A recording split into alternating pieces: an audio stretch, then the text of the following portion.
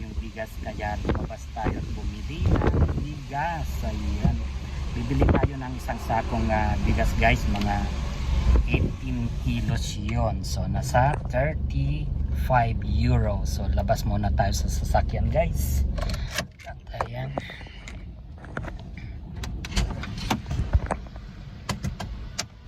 Huwag kang mag... ang hangin sa labas guys.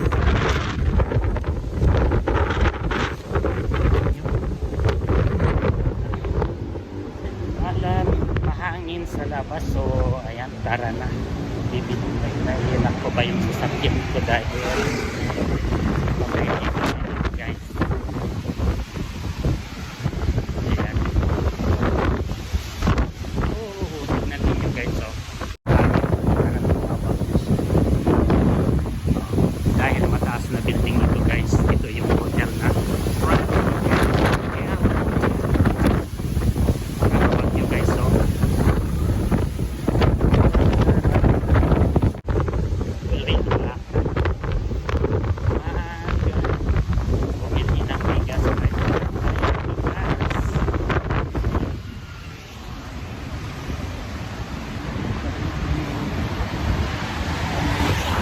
Wala nang tao dito sa kalsada guys dahil nakapasok na lahat ang mga tao.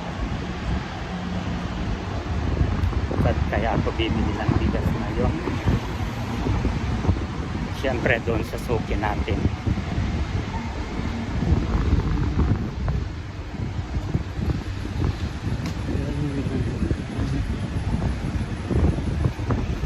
Naubusan ng bigas, akala ko may bigas pa. Dito tayo sa kabila, meron ditong Asian market guys, kaso lang sa kabila tayo.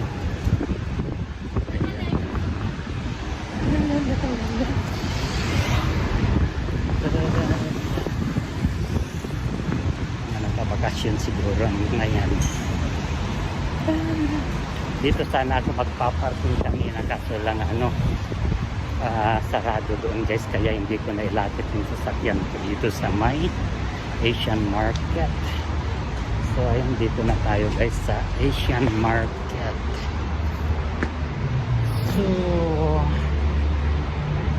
ayan, good morning.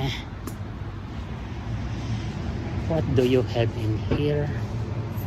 Ayan guys, ito ba yung chili? Chili mo. So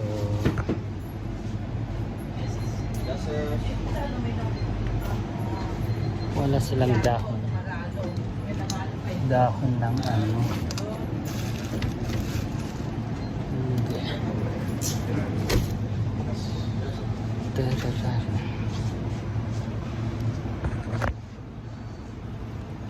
labas ako guys ng beef.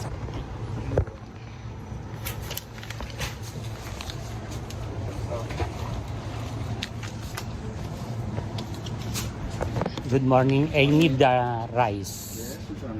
The green one. Big one. The 18 kilo.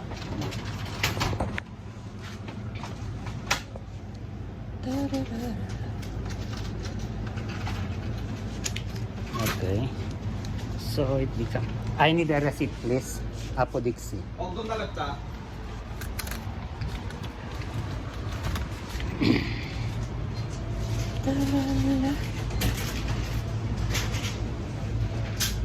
Thank you. So antayin natin yung binilan nating bigas. Kabili na tayo guys ng bigas. Okay. Thank you. So bubuhatin ko guys itong bigas guys. Kilos, that is 34 euro. Ayan. Ang bigas guys yan, no? Wala ang bigas. Dadalhin ko muna sa sasakyan ko. At balik tayo sa isang Asian market. Hanap tayo ng dahon ng sili para meron tayong ilagay dun sa pakpak ng manok, diba?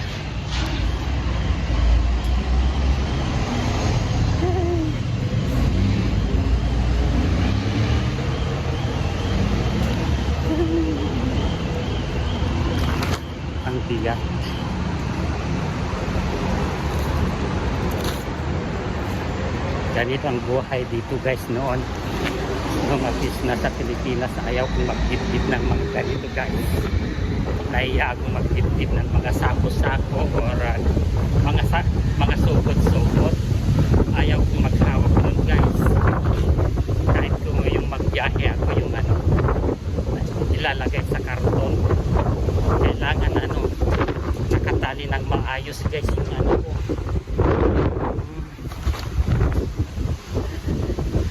yung dala kong karton dahil ayaw ko kapag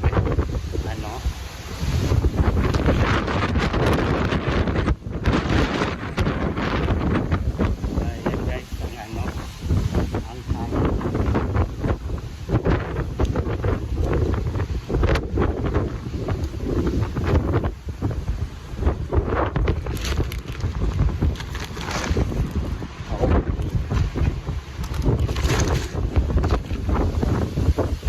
balik tayo ulit.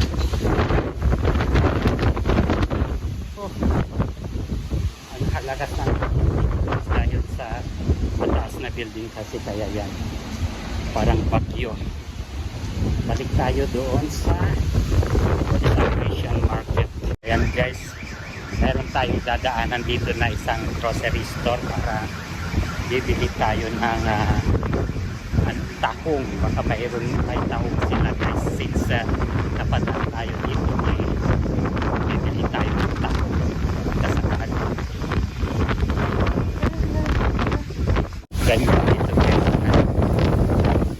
palengke.